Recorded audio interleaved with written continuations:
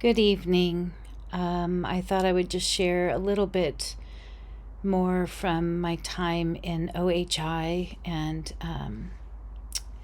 its impact on my perspective, or just how it applies to my journey in healing from abuse in, quote, the Lord's recovery, unquote. I believe, both in my marriage, but also in the church, the wider church community. Thank the Lord. Yeah, not everyone has been abusive, for sure. So for those comments that name a couple people and say, were they abusive? There is no organization or system in which everyone is abusive. That's not how things work. It just takes some leaders to be abusive, and it takes some husbands to be abusive, and for a system to not hold the husband accountable for there to be real problems in families and in the community. But I'm not talking about just husbands. I'm talking about, anyone mistreating others. If they are not consistently held accountable, there will be problems. And in the Lord's recovery, wrongdoing, sins, abuse, issues of control are not confronted with proper accountability to those leaders or those members.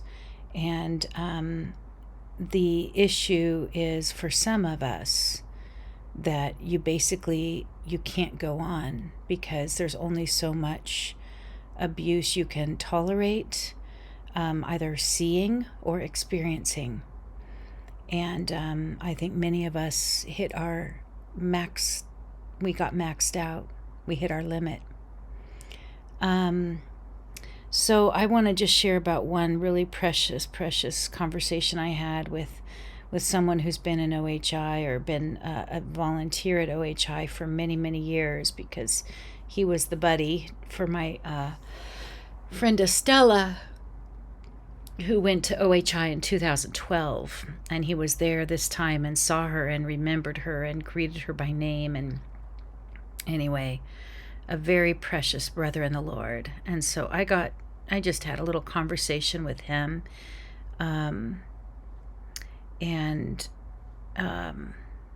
What a precious brother. Somewhat a recent widower. And God bless Gary. Anyway, I talked to him a little bit about what I've gone through with the church community. And he just said, Ruth, the bravest thing that you can say is help. Help. Help me. And he said, because that gives opportunity for the members of the body who their function and their purpose is to help one another, to help. It gives them opportunity to fulfill their purpose. And he said, and when they come in and meet you where you need help, there's God. Because there's 2 or 3 gathered in his name. Anyway, he said, God is there.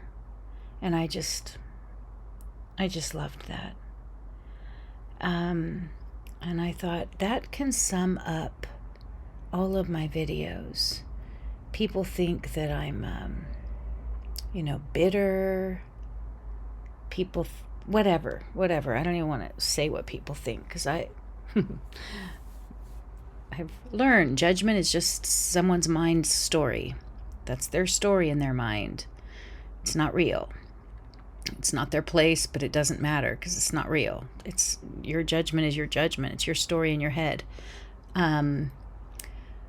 But, when I realized that that's what I'm doing, is I'm asking for help. I'm help in any way, but not just for me, but help for all those who've been hurt. And maybe the help comes by my speaking. It helps me. Maybe it helps. It does help some listeners because they've let me know. but it also causes me to get help from any of those who reciprocate or who say, yes, Ruth, I experienced that. So anyway, that has been a help. And I got to this point because reaching out and calling out for help was as if it was to deaf ears for years. Other than there were a few that responded, but that weren't able to help. And they were like also hurting with me and for me. And so when I finally started being more public about this, is because we still need help. We desperately need help. Not just me and my kids, but there are quite a few in my position that need help.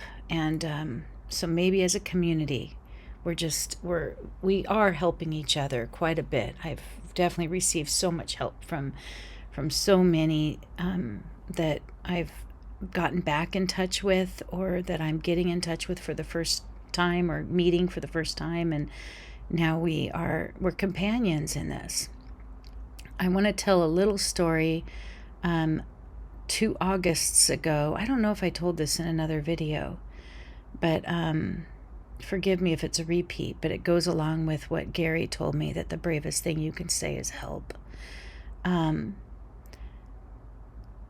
2 Augusts ago, I finished a teacher's orientation for my new job, and it was down in Orange County, the orientation, and it was around sunset when I was picked up by my kids and decided to go to Newport Beach. And it was just so beautiful, and the waves were so beautiful that I wasn't even in any swimming clothes, but I decided just to go in and just to take a swim, and it was so refreshing. But I swam out, and it was lovely. And I was kind of near a rock jetty. I don't know if that's what you call it, but anyway, it was like a very long row of huge rocks that go out, probably to, I'm not sure what their purpose is. Anyway, enjoying the water, decided to swim in, and realized that the more I swam toward my kids, the further out I was going. And I could see Christy watching me, and I tried to yell to her, I can't swim in, something like that. And Nathan's ankle was broken, and he was on crutches, and it was severely broken. It needed an hour and a half of surgery and metal screws and stuff, and it was pretty shortly after that surgery that this happened, maybe 6 weeks, but he was in a cast or something, and or some wrapping and crutches, and that probably saved his life, because he would have been the first in after me. But he couldn't go into the water, and Christy could tell that something was wrong, but she couldn't hear my voice. And so she told me later that she was running from person to person saying, my mom's out there and she's not able to get in. Can somebody help her? And anyway, it turned out that it was a very, very strong undertow, rip current, I guess they call it. And all of a sudden, a man was there. I think his name was David. And he said, what's your name? Or he said, hi, I'm a retired lifeguard, and I can help you get in. What's your name? And I said, Ruth. And he said, Ruth, I'm going to get you in. All I need you to do is just keep kicking your feet. Just keep kicking your feet, and you'll help me. And I was starting to pass out a little bit, because I had swallowed a lot of water. Every time I tried to swim, like waves would come crashing over me again. And I'm a good swimmer, but I didn't know what to do in a rip current. Now I know. You swim out beyond the wave, out further, before, out of the range where the waves are crashing, and then you swim alongside just in the calmer water until you get out of a rip current. Anyway, so that's if that happens to you. But Anyway, I was kicking for, I believe, a pretty long time. All I could focus on was someone's here. He held me in a certain way, and I just kept kicking my feet and telling him thank you. And I heard another voice, and a man with a surfboard had joined us, and they introduced themselves or whatever, and worked together with the surfboard and me, and eventually got me in. And right before we got to land, I believe it was David, he was an angel to me. He said, "Ruth, hold your breath because I'm going to push you under one more time." And he just pushed me down to the sand, and I could hear a wave just crashing over me. But he did that so I didn't have another wave pull me around and all that, push me around. They were really, really strong waves. Anyway, we got in, and everybody on the beach seemed to have been watching this ordeal, and we're telling me, they were thankful I got in and all that. And we have a lifeguard neighbor friend, Serafina, who I told her about the incident afterwards, and she said in some of those rip currents, one time there were 6 people and one couldn't be saved because the lifeguards just couldn't save everybody. And she said there has been even a lifeguard that couldn't get in, that died. And she says she's a strong swimmer and had to really learn how to fight those. So anyway, I'm not trying to make me sound a little less wimpy, but it's a dangerous situation. And I say this because to me, that situation was, of course, also a picture of how I have felt for several years. I have told people that it's like I'm punished for calling out. I'm punished for raising my voice. I'm punished, it's like a swimmer just doing anything possible and then being told, yeah, you're not doing that right. When you feel you're in complete, absolute, desperate survival mode, you're not worried anymore about who you're offending or how loud your voice gets sometimes, or how many videos you've posted or whatever. You reach out because you need help. And what if David, if that was the retired lifeguard's name, what if he looked at me and just watched me? Well, that's how I feel the leadership has been in the Lord's recovery. And that's how my in-laws have been. And I wouldn't say that's how my husband has been, because I feel like we've tried and tried and tried. It's like we're both in the riptide. And we need help. Not that we need help to get through this together, but he needs help and I need help. And it's not two sides. It's just that our needs are very different.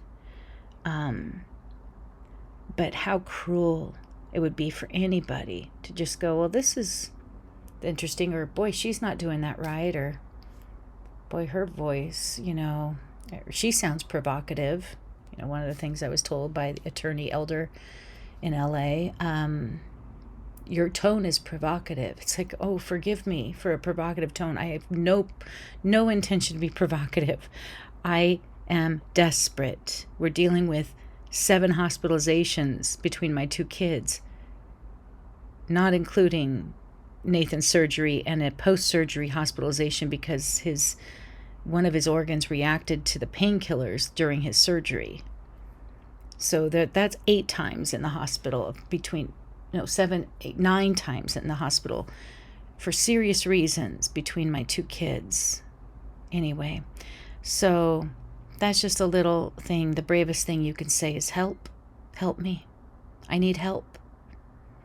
And please consider that these videos are to solicit help, not just for me again, but for those, maybe there are multiple people that feel that they're drowning in a riptide of cognitive dissonance, of pain and sorrow related to the loss of a community, the loss of an ideal, not the loss of Christ, but But when you're in a community that you believe you're pursuing Christ together and you've got each other's back, and then you're abused and or ignored by nearly everyone, it's a very difficult, it's very painful. And I and my kids are still going through that. But anyway, some of you are helping. And there was one brother who visited, took my son out to dinner, brought each of us, Christy, Nathan, and me, multiple gift cards from his wife and him. And he doesn't, I don't think, even watch my videos. But I came back from OHI to 4 gift cards in my room. And it's not about money. It's about care. And it's about, and some of you have reached out, even practically, monetarily. Anyway, thank you. And thank you for the help. And please let me know any way I can help, because I will not just stand by and watch you thrash and get tossed by waves. And now I'm thinking, no longer babes, tossed by waves and carried about by every wind of teaching. Anyway, it's not a matter of being a babe in this case. It's a matter of being any maturity of Christian. I mean, John Ingalls was one of the most mature Christians probably that I've known, and he was just pushed aside, set aside, driven away, whatever you call it. Wasn't necessarily like he was just caught in a riptide, but he wasn't welcomed in the church community in which he had labored and served and enjoyed Christ for decades. And that's hard, and it's painful, and I believe it still affects his children, his grown children, that their dad went through that. So anyway, much love, be brave, reach out for help, and I'm here for you too, as much as I can be. Take care.